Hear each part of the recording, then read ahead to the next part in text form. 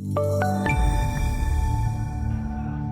afternoon, this is Bob Iaccino coming to you from the CME Group trading floor in Chicago. Talking metals, let's talk about copper futures today. Copper futures didn't really move much. They were down about 37 basis points, so less than a half of 1%. But copper is forming a base. Copper's been in a little bit of a sideways, possibly down-leaning channel for quite a while.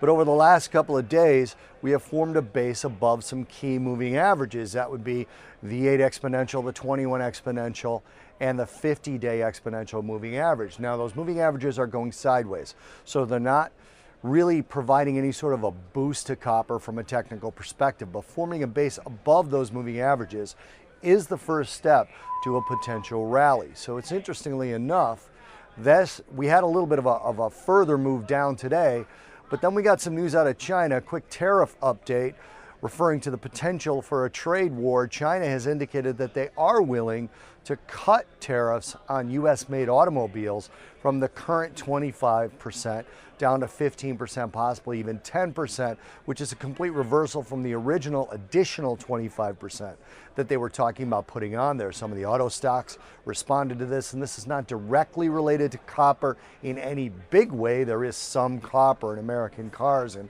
it's not likely they would sell a lot more American cars, maybe enough to move the stock, but certainly not enough to move the base metal. But what it does do is push back the trade war talks down a little bit further on the list of things you need to worry about in terms of global demand possibly shrinking, and subsequently copper demand out of China potentially shrinking. So that's what that tariff update has to do with the price of China. And then the dollar. The dollar, after one day down yesterday, has sort of resumed its strength. It's gone up on a tear of about 7 of 8 days to the upside. Now, normally, all else equal, that inverse relationship would have driven copper lower, and it has on some days, but copper over that same stretch has actually been up 4 days, down 4 days, and is forming this base. So they've detached a little bit. Key part to what I said earlier was all else equal, they have an inverse relationship, but in this particular case, we're looking much more at Chinese demand, the Chinese economy, and the potential for any slowdown in either based off of potential trade war with the US. So right now, those concerns have died down a little bit, and copper could be getting ready for a move higher, even though today it finishes lower, just over 35 basis points.